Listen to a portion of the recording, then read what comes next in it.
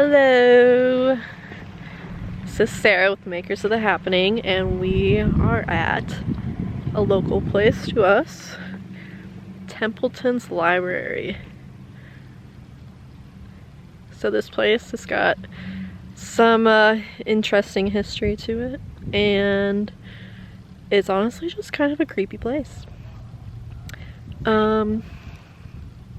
Whoa! All the lights just went on in the building. Oh my god.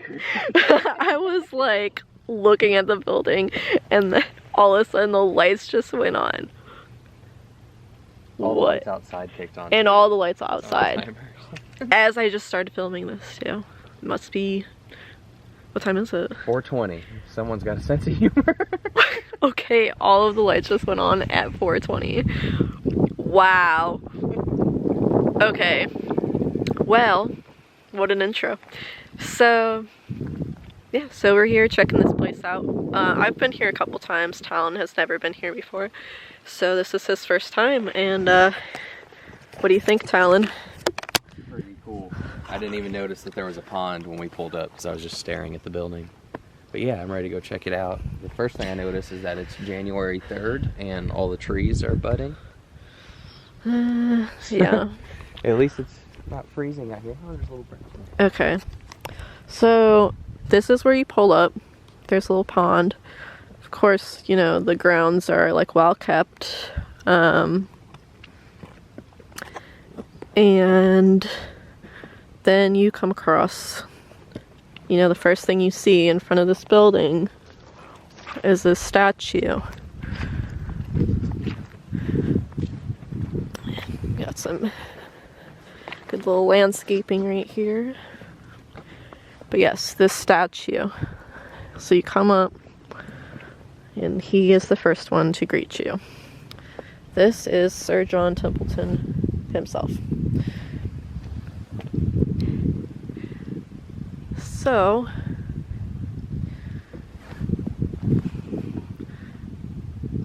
here he is. I'm grabbing his hand. So, yeah. So we're going to tell you some history. Talon? It's got like almost like a courthouse feel to it, doesn't it? I mean, it's obviously got like the Roman influence, got the big columns out front. Yeah. So that gives it like the justice-y. It almost looks like there should be more doors. Right. But there's not. And windows up top. Just in that Yeah. middle strip. That's weird. There's only windows to some of it. So, okay, yeah, so this is the Templeton Library.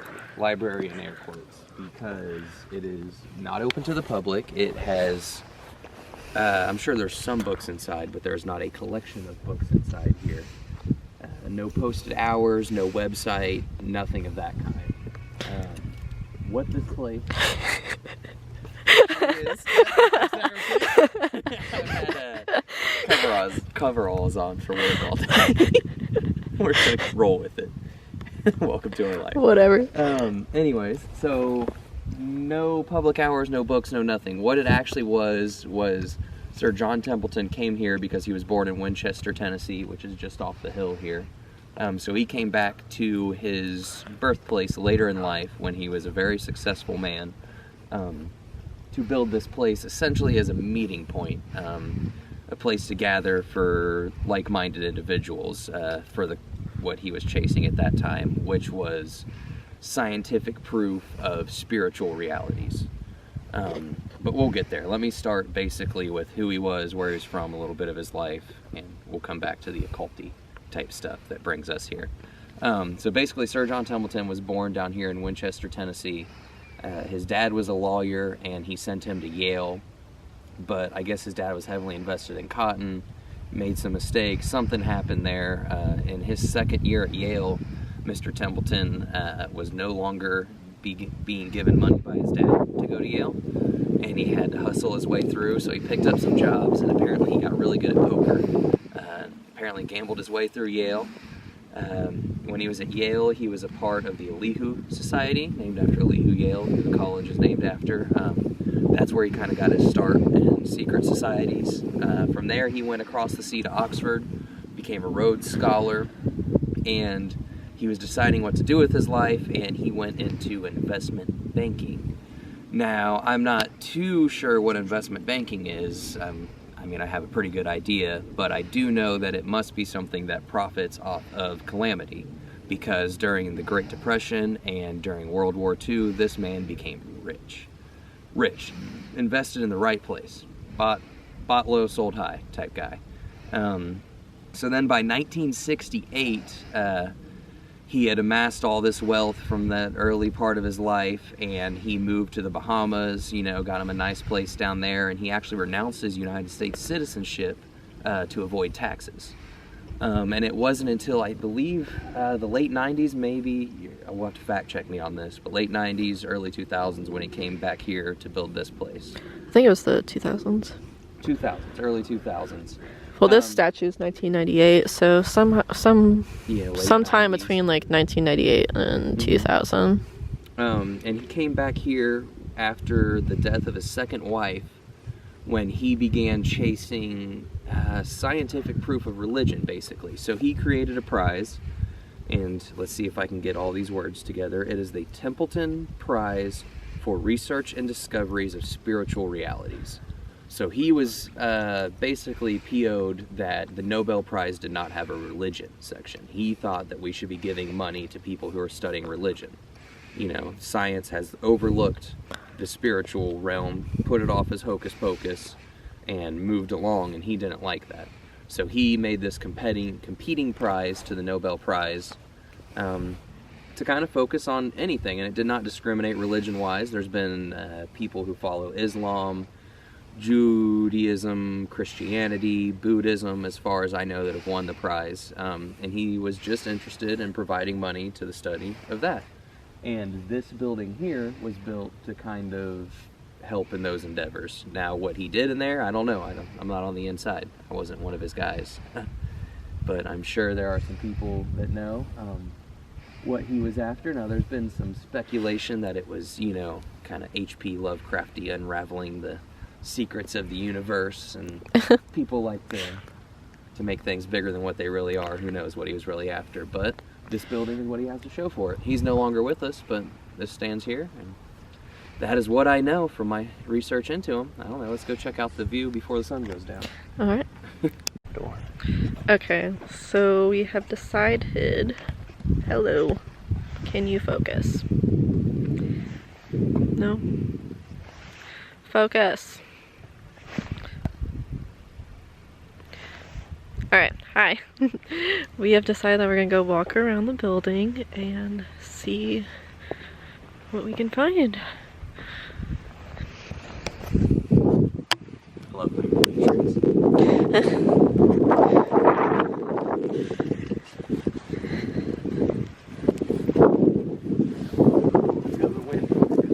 Oh yeah. So it's also got this like immaculate view.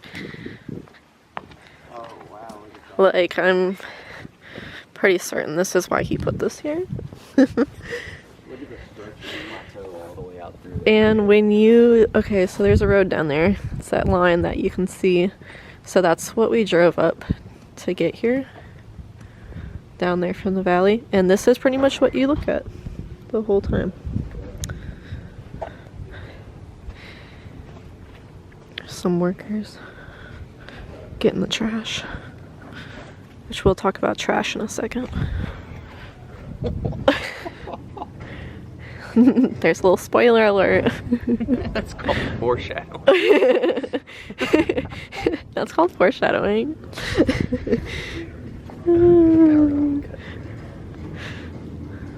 Wonder. But yeah, this beautiful stonework and steel work. They've got Dish Network, it looks like. Here's the back of the building. Looks like they do not want you to open up those doors there. Some more steel work. To be honest, I don't really like that steel work. It's kind of weird to me. I know a guy that could do better. Yeah. It's very just like here I am type architecture. Like, just like not much to it. Like, it's all the same type of material. So it's very interesting. But yeah, it's not open to the public, so you can only just walk around the grounds for the public.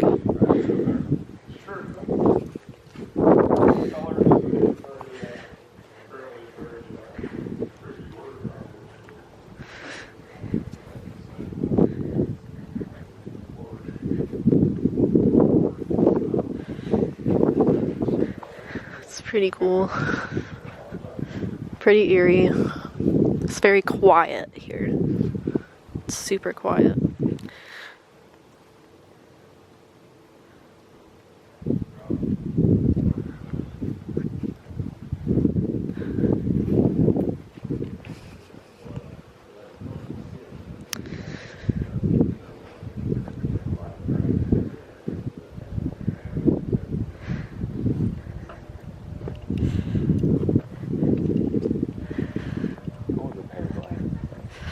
I was almost like tempted to ask them if we could go in there, but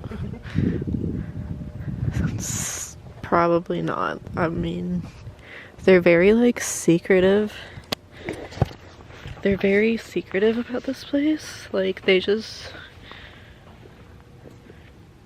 like, there's a local university, and I'm pretty sure like they're the ones that kind of keep up with this place.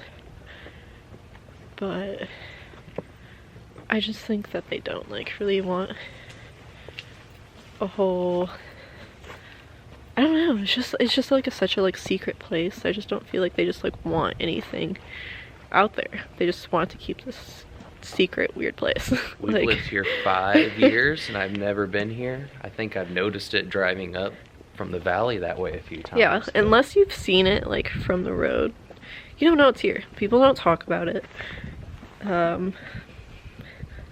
Sometimes people are here when we're here, but it's just kind of weird. It's like just this weird thing that's local here that nobody talks about. Sir John Templeton. Born Winchester, Tennessee, November 29th, 1912. Sagittarius. Oh, yeah. Founder, Templeton Mutual Funds. Knighted, Queen Elizabeth II. Pioneer, international investing. That sounds like ooh, look at that chair. That bench. Dragons. Oh, yeah. I wonder if that's his wife or something. Black man. It's not as white. It didn't feel I know. You just walk. There's the back. Right? There's an elevator. Oh. And yeah, a library with no books. Old, not intercom. What do you call these? Intercom? Kind of like the things that like are in people's apartments. Yeah, it goes to each individual room. Yeah. Okay. Okay. So like I mentioned, there's a local college around here. And one night during a week of partying, I forget what they call that night, but there's just some week, I think it's like something to do with like sororities and the frats or something, but apparently one week during that time, one day some kids decided to come up here when it was first built.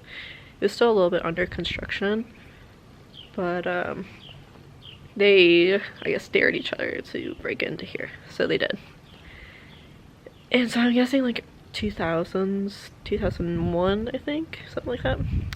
Well, they decided to break in here, and one of the kids went down what he thought was a laundry chute and ended up being a trash compactor. Well, when he went all the way to the bottom, it triggered the sensor and the trash compactor started. And unfortunately, there's no way to stop it. So his friends could hear him from the top screaming, and, you know, kind of probably wasn't a very good day for them. And the university had to come over here and clean it up. And yeah, it wasn't even done. It hadn't even finished completely construction when they broke into here, and that was the first thing that happened. So gives you a little bit more insight into why it's just a little eerie. And yeah, pretty crazy. Pretty cool. I like that view. Very spooky. Even though this place is just already spooky, just knowing that somebody died here in such a tragic way adds to it. I mean, the kid hadn't even really begun his life yet, and 19 or something like that. Something horrible. Yeah, it's just crazy. I just can't imagine just like being a friend here when that happened. Like, nope. So nobody really talks about that either. I just know because I've worked nearby and have heard. Well said. And yeah. Check out that really creepy building that we saw on the way in. Okay, so there's also. What is it? So I think we're also gonna go check out a nearby building. There's another area that we drove by up here, and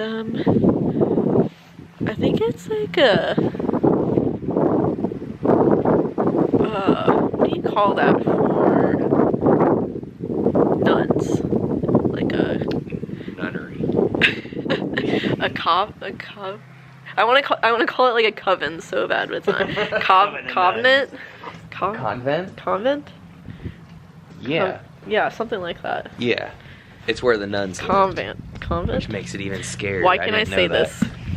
Anyways, there's a place near here. Right, you drove by it to get here. So we are gonna go check that out. But yeah. Goodbye. Goodbye, Templeton's library. Creepy place. Oh yeah, also, I guess people live here, too. There's condos up there. I don't know if we mentioned that already. Those are condos? Yeah, there's condos up there. So people live here. That's what they say. I don't know. I mean, there is one car left here, and I don't see them. I don't see those people here. Sometimes I'm here, and I see more cars than that, and I definitely don't see anybody around, so...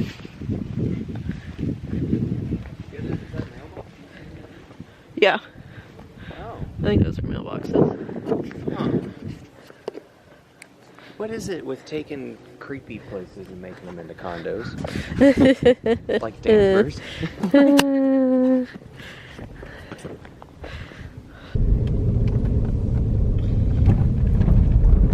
What the heck is that? That is spooky, man. Why? Why is it so creepy? Yeah, like, cause look, this building over here is brick and not nearly as creepy. And then for some reason... there's this like... is just terrifying.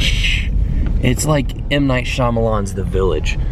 Like, that's what it makes me think of. I haven't seen that movie since it came out, but I feel like if a cult of people making up monsters living in the woods were gonna live on this mountain, they would live here. Oh yeah, we're walking around this thing. It's not as abandoned as I thought it was. No. It's got windows in it. It looked like it was all busted out. Yeah, it did. No, I think it's got power and everything. It's just a spooky building. It's got blinds. There's a hacky. Not hacky stuff. What am I thinking? I don't know what you call that. Yeah, this is the beanbag toss. Beanbag. Wow. Cornhole. Sheesh kebab. It's got a name. Sheesh kebab. Yeah, then there's just this normal I don't think I want looking building here. to. Loop me back around and I'll roll my window down and get a good shot of it. It's creepy though.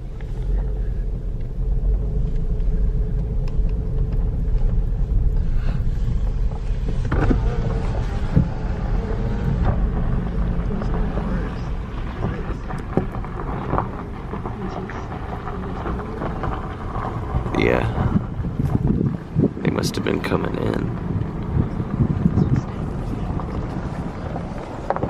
So I don't know what this is. If they rent it out overnight or monthly, or if it's part of a camp or what. But man, it is just unnecessarily creepy. Look at that, it's looming.